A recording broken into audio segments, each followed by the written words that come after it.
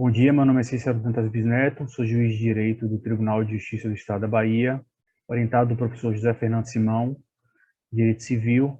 Vou tratar de um tema pouco explorado, que é a herança jacente e a herança vacante. Vou tentar trazer alguns aspectos de direito material e outros aspectos de direito eminentemente processual, fazer esse cotejo entre a legislação civil e a legislação processual civil.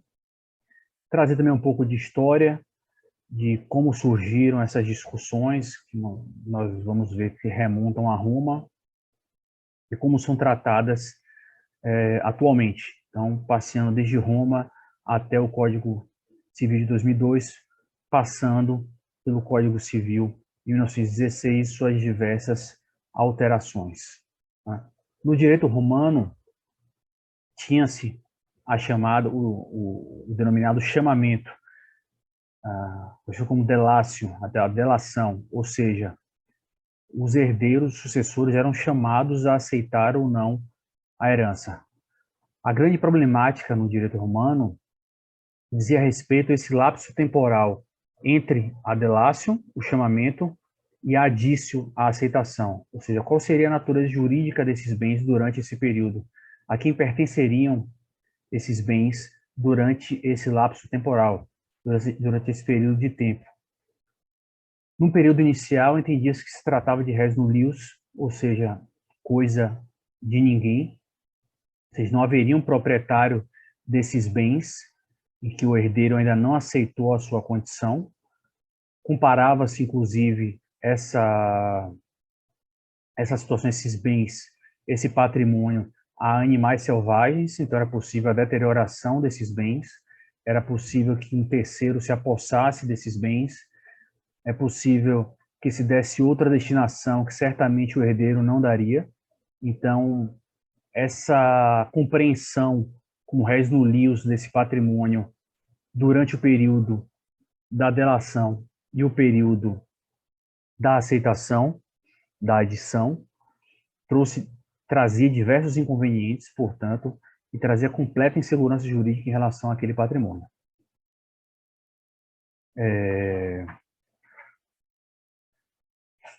Várias soluções foram propostas posteriormente. Acho que o direito romano pode ser entendido como um direito monolítico, unitário, existem diversas fases, e por isso, para se entender determinado instituto ou determinada figura, é necessário que se passeie, que se transite por essas diversas fases do direito romano. Com o objetivo, portanto, de equacionar esses diversos problemas, algumas soluções foram propostas, como, por exemplo, a de que esse patrimônio representava o próprio defunto ou herdeiro.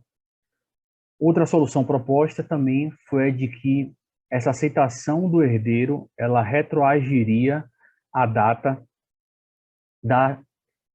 do chamamento. Então, não haveria esse lapso temporal, esse branco entre o chamamento e a aceitação. A aceitação ela teria efeito retroativo à data do chamamento. Então, essas foram duas soluções propostas.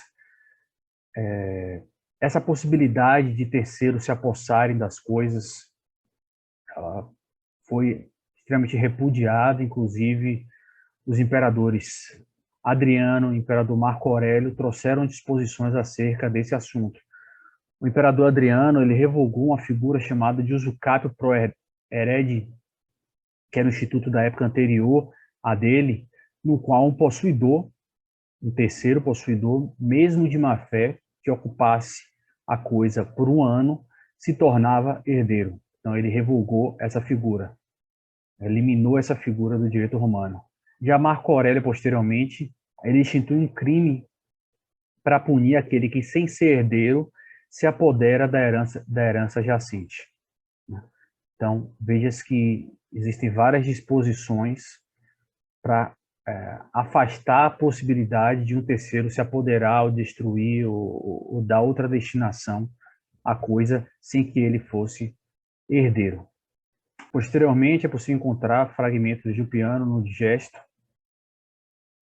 fundamentados na doutrina de Labião, em que se reconhece a legitimidade processual ao futuro herdeiro para recorrer a institutos possessórios, institutos restitutórios cabíveis em favor dos bens hereditários. Então, se passa a possibilitar essa utilização de interditos pelos futuros herdeiros, evitando-se assim que eles fossem deteriorados ou ocupados por terceiros. Posteriormente ainda, o direito romano, ele nessa toada de generalização, ele passa a enxergar a herança jacente como uma pessoa jurídica, um sujeito de direito abstrato, o que é bastante criticado pela doutrina depois romanista, que entende que não seria a melhor solução. Inclusive, no direito brasileiro, como nós vamos ver posteriormente, se entende que se trata, na verdade, a herança jacente de uma universalidade de direito e não de uma pessoa jurídica de direito privado ou de direito público. Então, o direito romano, essa é a solução dada a essa problemática, o que não é bem aceito e que não é adotado pelo Brasil, pelo modelo brasileiro na atualidade. Passado o direito romano, ingressamos na discussão sobre o direito brasileiro. A herança jacente, reconhecida no direito romano e depois da independência do Brasil, por força do regulamento número 160, de 9 de maio de 1842, dispôs-se que, no caso de herança vacante no direito brasileiro, os bens retornariam ao poder central. Posteriormente, logo em seguida, com a instituição da República e logo com a promulgação do Código de 1916, com a instituição dos Estados federativos, Estados federados, dispõe-se de forma diferente.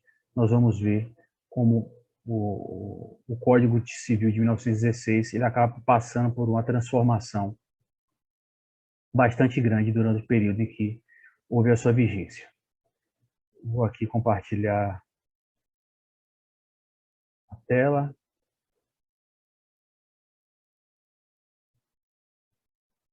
Começar aqui pela herança jacente. O artigo 1594, a redação originária do artigo 1594 do Código Civil de 1916, prescrevia que a declaração da vacância da herança não prejudicará os herdeiros que legalmente se habilitarem, mas decorridos 30 anos da abertura da sucessão, os bens arrecadados passarão ao domínio do Estado ou do Distrito Federal, ou excepcionalmente, como mais à frente se vê, à União. Veja-se, portanto, que os bens eles se incorporavam ao domínio ou do Estado, ou do Distrito Federal, ou, excepcionalmente, da União. Então, em regra, Estado, União, Estado, Distrito Federal, ou, excepcionalmente, União. E o prazo para que esse patrimônio se incorporasse definitivamente era um prazo bastante longo. Era um prazo de 30 anos a partir da abertura da sucessão, ou seja, do falecimento do cônjuge, do decujus. Era um prazo bastante longo, era a redação originária do artigo 1594 do Código Civil de 1916.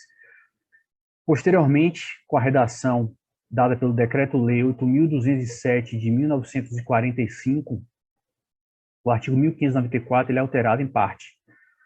Preserva-se a destinação dos bens aos estados e ao Distrito Federal e, excepcionalmente, como visto, à União, mas o prazo para a incorporação desses bens ao patrimônio desses entes públicos, ele é reduzido de forma bastante acentuada de 30 para 5 anos. Então, uma redução de prazo bastante grande por esse decreto 8.207 de 1945.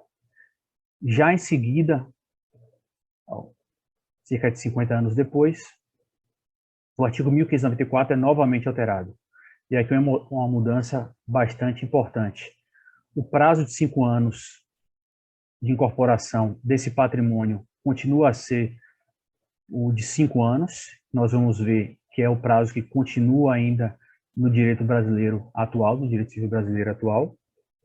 Mas os bens deixam de ser encaminhados, ser transferidos ao Estado e ao Distrito Federal e passam a ser transferidos aos municípios e ao Distrito Federal e, excepcionalmente ainda, à União. Então, mantém-se o prazo de 1945, mas em 1990, a partir de 1990, ou seja, não tão distante, os bens passam a ser revertidos em favor dos municípios e do Distrito Federal, e excepcionalmente da União. Essa é a mudança principal formulada pela Lei 8.049 de 90. Essa lei traz um dispositivo também interessante, que é o artigo 1603, de que a sucessão legítima deferia seus municípios do Distrito Federal à União. Ou seja, esses entes estatais eram considerados sucessores, né, legítimos da herança. Situação, uma ocasião que não é mais observada no direito atual. Os entes estatais, os bens são transferidos a essas pessoas justamente porque se evita que os bens, que a propriedade se torne acéfala, sem nenhum tipo de proprietário, mas eles não são considerados sucessores na forma da legislação civil. Essa é uma disposição, artigo 1603, que não vige mais atualmente, e os entes estatais eles não são sucessores legítimos daquele que faleceu. Interessante que esse mesmo decreto-lei 8.207 de 1945, ele traz no seu artigo 3º uma disposição bastante interessante que determina que os bens arrecadados sejam aplicados em fundações destinadas ao desenvolvimento do ensino universitário, fiscalizando essa aplicação o Ministério Público. Então, passa-se a estimular o ensino universitário de forma que esses bens sejam revertidos, muitas vezes, a universidades. É o que ocorreu, por exemplo, em 1945, na verdade, em 1957, pela Lei 27.219-A, de 9 de janeiro de 57, no Estado de São Paulo, em que se destinavam ao Estado. Lembre-se que, nessa época do decreto Lei 8.207/45, ainda eram destinados aos estados e não aos municípios. Portanto, essa lei de 1957 vigia ainda essa regra. O patrimônio era destinado, o patrimônio das heranças, da herança vacante, ele era destinado à Universidade de São Paulo, né, mediante a adjudicação de seus acervos apurados em processos judiciais de heranças jacentes, né? Então, organizou-se a partir daí na Universidade de São Paulo setores específicos, tanto para acompanhar esses processos judiciais de heranças jacentes, as ações correlatas, como também para administrar esses bens. A administração desses bens, criou-se um corpo especializado para administrar esses bens oriundos de heranças vacantes, como imóveis, móveis, ações, livros, dentre outros bens. Em 1984, por sua vez, ainda com aquela regra de que seriam transferidos ao Estado e não ao município, essa regra do município é a partir de 1990, foi editada a Lei 4.264.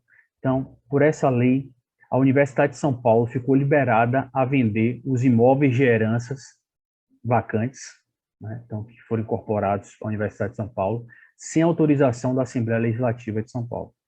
Então, poderia existir a venda desses bens sem autorização da Assembleia Legislativa do Estado de São Paulo, que era um requisito anterior a essa lei de 84, desde que esses valores fossem revertidos na construção e melhoria de moradias estudantis, assistência social aos estudantes e ensino e pesquisa. Então, caso fosse destinado a essas três hipóteses, poderia haver alienação desses imóveis, que teriam sido destinados à Universidade de São Paulo, para cumprir esses objetivos. Criou-se, como eu disse, um corpo organizado, primeiro comissão de venda de imóveis, que era feito por alguns membros de professores, e depois foram acrescentados também membros discentes, um oriundo da graduação e outro oriundo da pós-graduação, como forma de democratizar essa forma de distribuição desses recursos. Em 1º de março de 1985, ainda sobre a regra, sob a égide da regra que destinava esses bens aos estados, e nesses casos, no estado de São Paulo, por exemplo, era destinado à Universidade de São Paulo, passou-se a destinar não só à Universidade de São Paulo, a partir de 1985, mas também à Unicamp e à Unesp. Em 1990, como nós já vimos, a regra de que seriam esses bens seriam destinados ao Estado, essa regra é alterada, né? E passa-se a transferir esses bens, os bens passam a integrar o acervo patrimonial dos municípios. Essa regra da USP, por exemplo, ela passa a não mais a vigorar. Trazido esse panorama, nós passamos para a análise do Código Civil de 2002 e como ele enfrentou o tema. E aqui eu mais uma vez, vou compartilhar a tela. Então, a herança jacente, ela é trazida a partir do artigo 1819. Então, se falecendo alguém, se deixar testamento nem herdeiro legítimo notoriamente conhecidos, os bens da herança depois de arrecadados ficarão sob a guarda e administração de um curador até sua entrega ao sucessor devidamente habilitado à declaração de sua vacância. Esse é um primeiro ponto importante. É nomeado um curador até a entrega ao sucessor devidamente habilitado ou a declaração de sua vacância. Ou seja, a jacência é um estado sempre transitório. Ela não busca se perpetuar no tempo. Ou alguém vai se habilitar como herdeiro, ou vai ser declarada a vacância, e esses bens serão transferidos aos entes estatais, nesse caso, a partir de 1990, que foi regra que foi repetida pelo Código Civil de 2002, aos municípios e ao Distrito Federal, e, excepcionalmente, à União. Então, as hipóteses são justamente essas: não deixar testamento ou também não haver herdeiro legítimo. Há também hipótese de caducidade do testamento ou hipótese ainda em que não é possível identificar a vontade do testador. O que é que o STJ passou a entender em relação a isso? O STJ entende, e aqui eu abro aspas para citar o recurso especial 1.532.544, de 8 de novembro de 2016, que a jacência deve ser considerada como última ratio, isto é, deve ser considerada em última análise, quando de nenhuma outra forma for possível atribuir a herança a quem de direito. Então, o STJ aplica o princípio da soberania da vontade do testador. Então, somente em última hipótese, não havendo nenhuma possibilidade de se interpretar favoravelmente ao sucessor, ao herdeiro, a atribuição daquele bem, é que a herança deve ser considerada jacente posteriormente vacante. Mas se deve, de todo modo, buscar, e é segundo aquele princípio de que não deve ser considerada acéfala, que o bem não deve permanecer acéfalo, ou seja, sem titularidade, sem proprietário, deve-se buscar sempre a interpretação em relação às disposições testamentárias controversas que privilegiem o princípio da soberania da vontade do testador, disposto no artigo 1899 do Código Civil.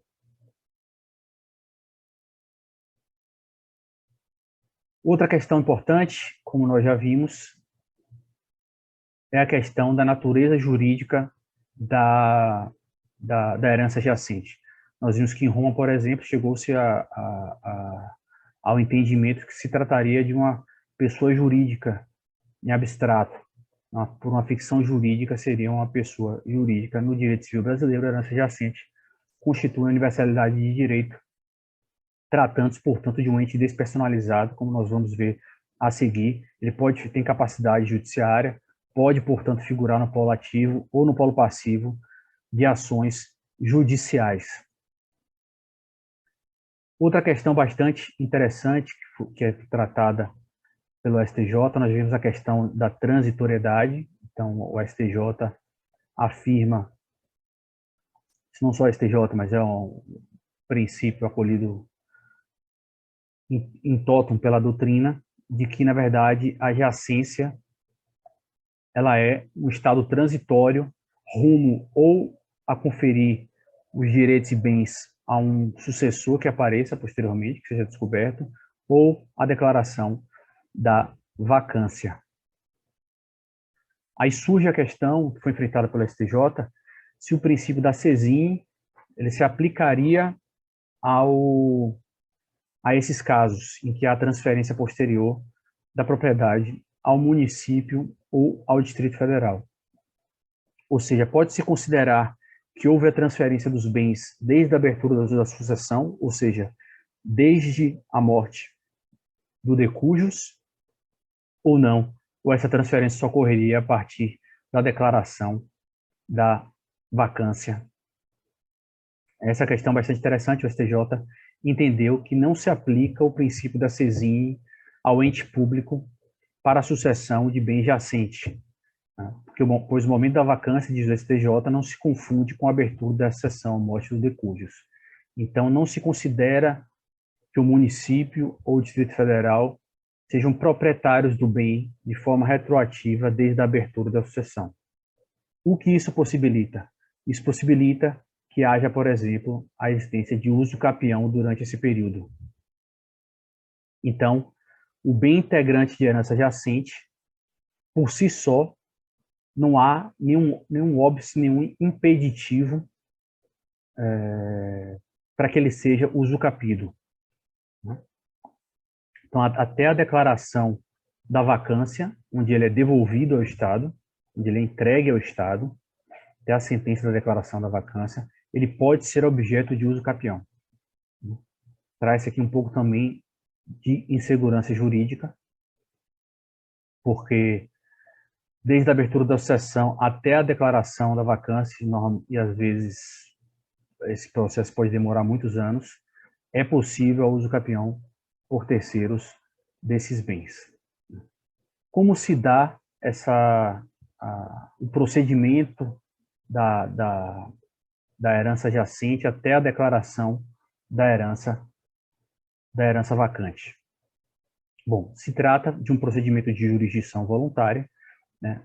É um procedimento bifásico, começa com a arrecadação dos bens da herança jacente e até a declaração da vacância, onde se inicia outro tipo de regramento jurídico. Perguntas, tem se questionado a doutrina se há participação do Ministério Público nesse procedimento de jurisdição voluntária, porque os procedimentos de jurisdição voluntária possuem a previsão da participação do Ministério Público, mas muitos entendem que eles têm que ser compatibilizados com o dispositivo normativo do CPC, e traz as hipóteses de participação do Ministério Público. Então, muitos defendem que só haveria participação do Ministério Público nas hipóteses de interesse, quando estivessem envolvidos interesses de incapazes. Né? Então, essa é a discussão da participação do Ministério Público. Fundamenta-se aí no artigo 178 do CPC 2015, que a participação na Fazenda Pública não configura por si só hipótese de intervenção do Ministério Público. Então, a simples participação da Fazenda Pública não implica a participação necessária do Ministério Público. Nós voltamos aqui, vou compartilhar novamente a tela, agora passando para o Código de Processo Civil.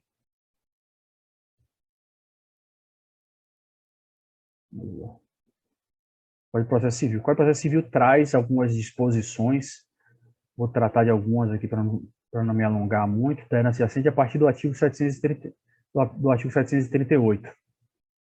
Né? Primeiro, tratando da competência, a herança jacente. Então, o juiz competente será aquela da comarca que tiver domicílio o falecido. Né? Aquela comarca que tiver domicílio falecido, a mesma regra do artigo 48 do CPC. O artigo 739, por sua vez, antes de ingressar no artigo 739, é importante saber como se inicia esse procedimento de... Ela fala que nos casos em que a lei considera adjacente à herança, o juiz em cuja comarca tiver domicílio falecido procederá imediatamente à arrecadação dos respectivos bens. Então, quem é que inicia esse procedimento de arrecadação dos bens? Aqui temos um caso de exceção ao princípio da inércia. Então, o juiz ele baixa uma portaria e inicia o processo de arrecadação desses bens, né? Então, como não há de nenhuma forma nenhum interessado, porque não existem herdeiros conhecidos, é o próprio juiz que baixa essa portaria e inicia esse procedimento de arrecadação dos bens. Há uma discussão em torno da questão de o Ministério Público também poder ingressar, também poder iniciar esse procedimento de arrecadação para verificar quais são os bens, lavrar o auto descritivo dos bens existentes, mas parece predominar, aqui eu cito o Daniel Assunção Amorim Neves, que o Ministério Público não tem por função precípua tutelar interesses meramente econômicos do Estado. Então, não haveria interesse do Ministério Público no sentido de iniciar o processo, então o único legitimado realmente seria o Poder Judiciário, no sentido de iniciar essas ações. É possível, é claro, também, que haja uma conversão de um inventário, e o juiz também vai converter de ofício, em um procedimento de herança adjacente, né? Pode haver um inventário e um único herdeiro falecer, por exemplo, durante o curso desse inventário e haver aí a transformação em um procedimento de herança jacente. O artigo 739, ele traz que a herança jacente ficará sob a guarda, conservação e administração de um curador até a respectiva entrega ao sucessor legalmente habilitado ou até a declaração de vacância. Então, é nomeado um curador pelo juiz para que administre e gerencie esse patrimônio ainda assim titularidade.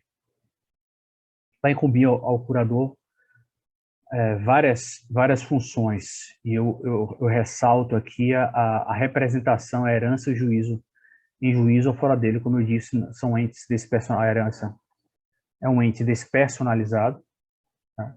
Mas possui capacidade judiciária e, portanto, pode figurar no polo ativo ou passivo de um processo judicial, e aqui há sempre a intervenção do Ministério Público, quando houver, portanto,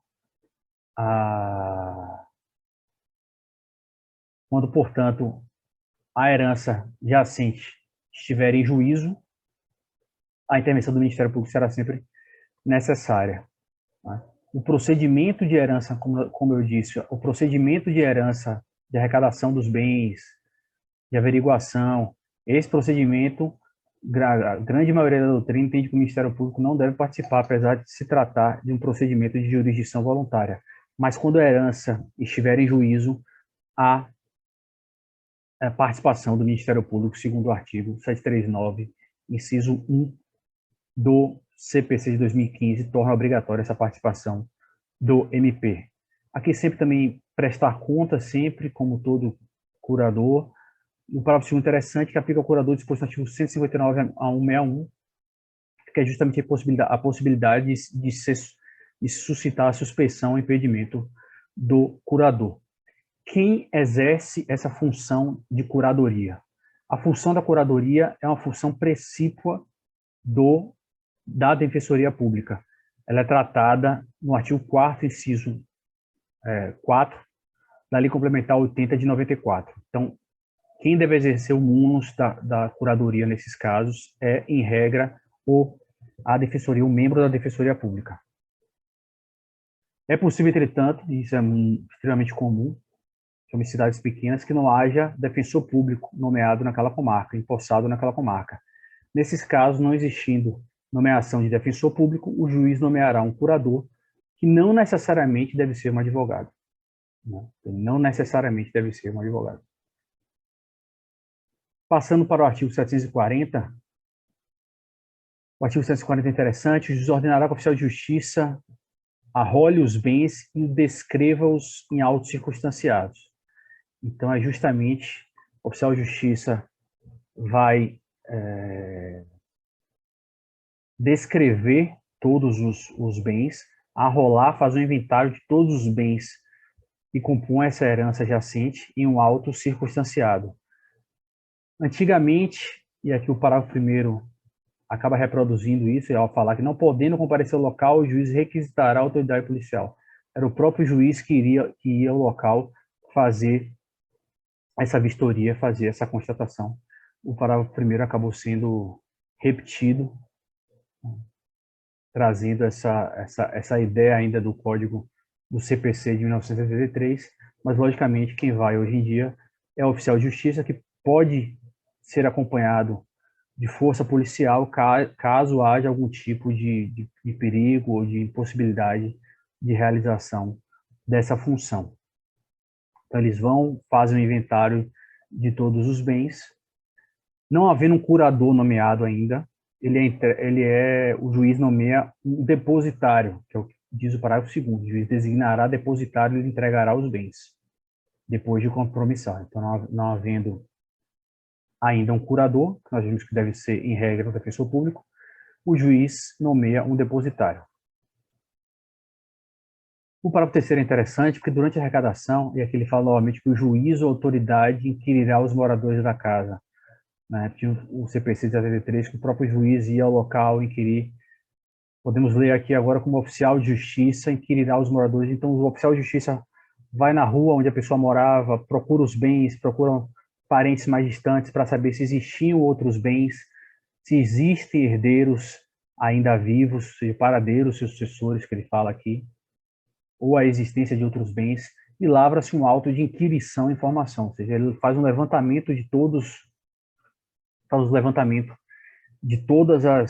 as informações colhidas e lavra um auto de inquirição e informação.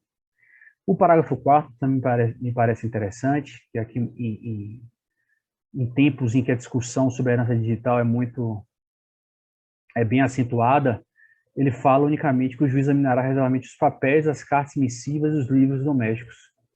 Verificando que não apresenta interesse, mandará empacotá-los e lacrá-los para serem assim entregues aos sucessores do falecido, ou queimados quando os bens forem declarados vacantes. Né? E aí surge a questão se existirem também alguns bens digitais, informações digitais como contas, Facebook, Instagram, como é que seria feito esse procedimento. Então, é um ponto bem interessante. É possível, claro, como já vimos, já que há transitoriedade da herança jacente, que surjam bens antes mesmo da própria arrecadação. É o que trata o parágrafo 6º. Então, não se fará arrecadação nessas hipóteses, né?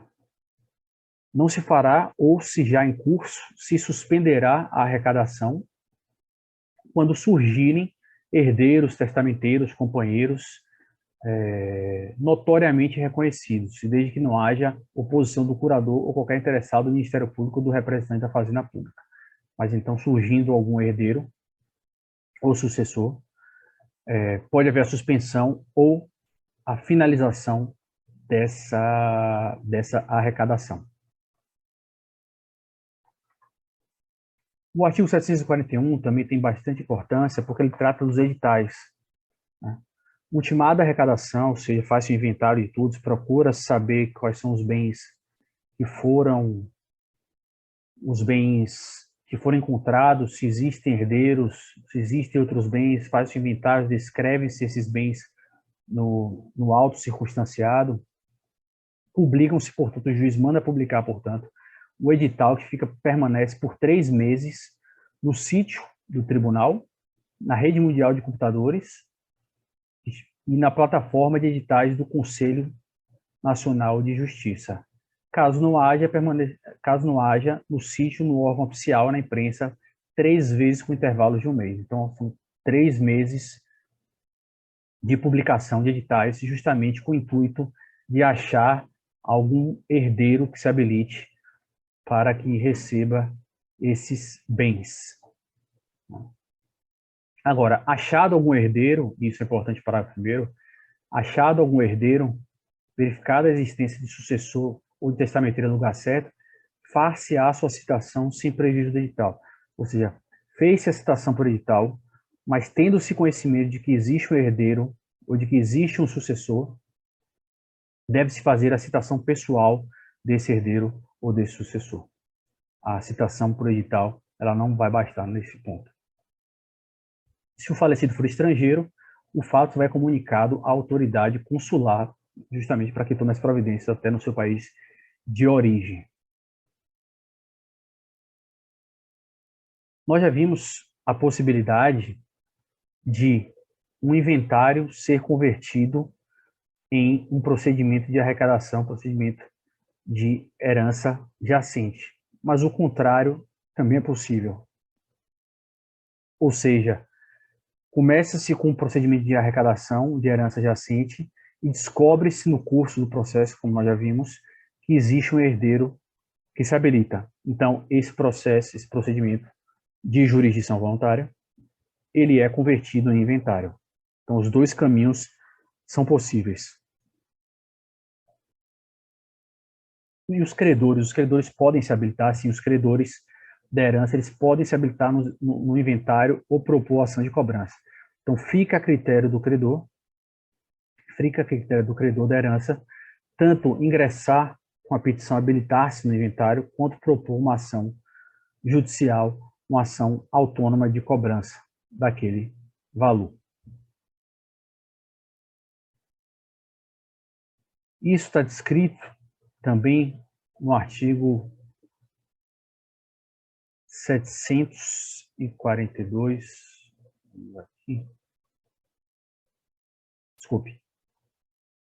aqui no Código Civil, no artigo 1821, que é assegurado aos credores o direito de pedir o pagamento das dívidas reconhecidas nos limites das forças da herança. Logicamente que só responde até as forças da herança, mas é assegurado o direito do credor de pedir o pagamento dessas dívidas reconhecidas. Voltando ao Código de Processo Civil, o juiz ele pode pedir autorização, na verdade, o curador pode pedir autorização ao juiz para alienar os bens existentes, lógico que em várias hipóteses de curadoria nós sabemos que isso acontece, os bens móveis, quando for difícil e dispendiosa a sua conservação, de semoventes, quando não empregados da exploração de alguma indústria, de títulos de crédito, de ações de sociedade, de bens imóveis a que se ameaçarem ruína não cumprindo a reparação, se estiverem hipotecados e vencer-se a dívida, não havendo pagamento de dinheiro. No caso de existirem dívidas, e o curador pedir, solicitar ao juiz, requerer ao juiz essa alienação dos bens, a Fazenda Pública ou o habilitado, o sucessor habilitado, ele pode se opor, adiantando o pagamento dessas despesas. Ele falou, não, quero que venda, vou adiantar aqui o pagamento das despesas, ainda que não tenha sido julgada ainda a sua habilitação. Importante também o parágrafo 2º, é que os bens com valor de afeição, como retratos, objetos de uso pessoal, livros e obras de arte, somente serão alienados depois de declarada a vacância da herança. Então, enquanto todos os outros bens eles podem ser alienados, lógico que desde respeitados os requisitos legais do artigo 742 do Código de Processo Civil, esses bens de afeição e de uso pessoal, eles só podem ser alienados depois da sentença da declaração da vacância da herança, depois de declarada a vacância da herança, principalmente por se tratarem de bens pessoais.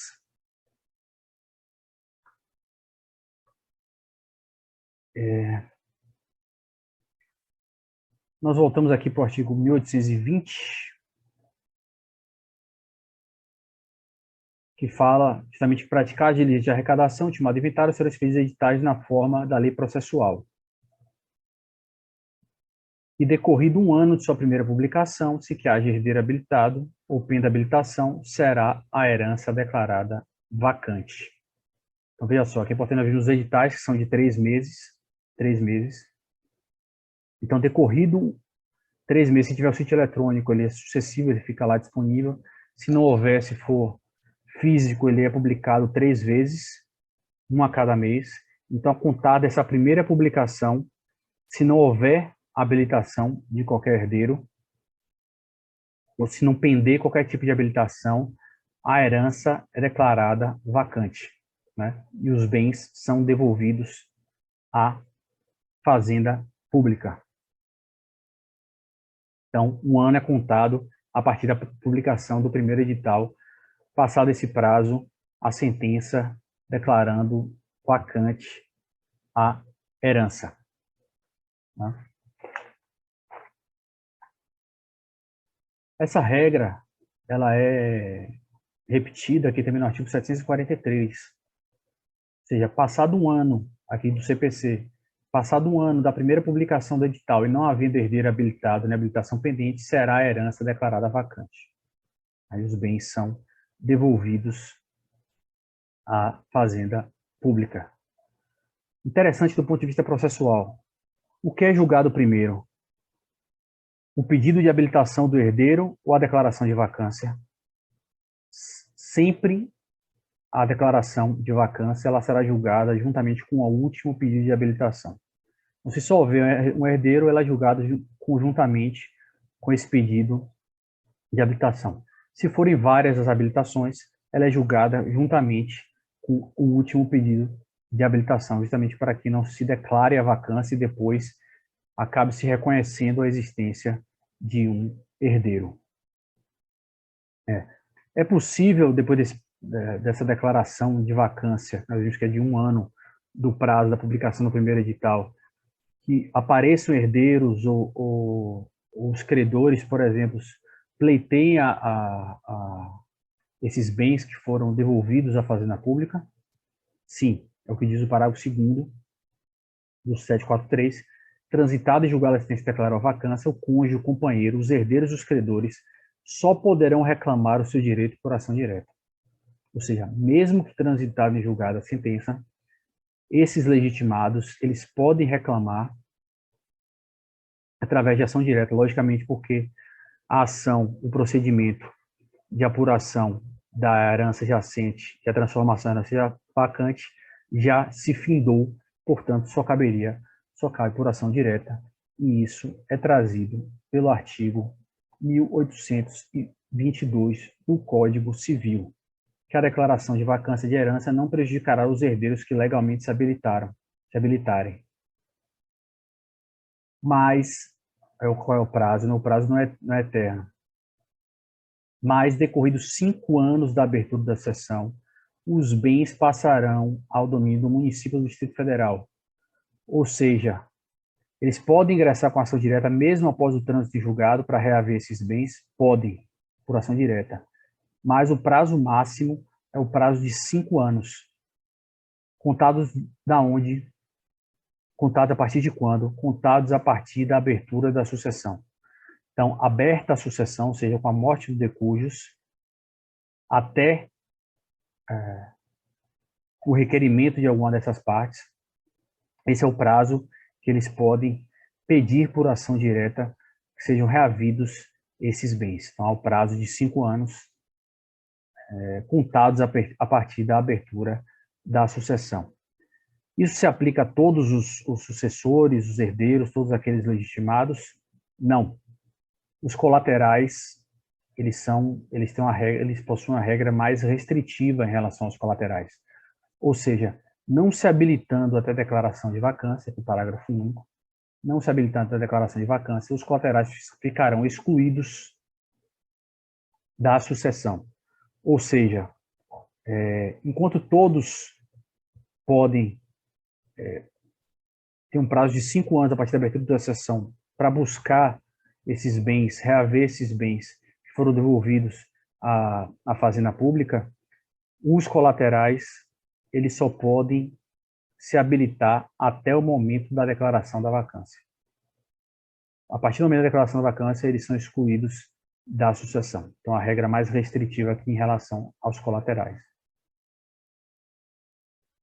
A última regra é a do artigo 1823, que vale a pena tratar, que é a hipótese em que todos os herdeiros, sucessores, eles renunciam à herança, né? Então, se todos renunciam à herança, não há, logicamente, a necessidade de se fazer todo o procedimento de arrecadação de herança jacente até passar a herança vacante. Já renunciou, se todos renunciaram, ela se torna acéfala, logicamente, não há proprietário daqueles bens e, portanto, ela é desde logo declarada vacante. É uma hipótese, portanto, de herança vacante com herdeiros conhecidos. Normalmente, o que se tem é que não há herdeiros conhecidos ou não foi testado, não há herdeiros conhecidos.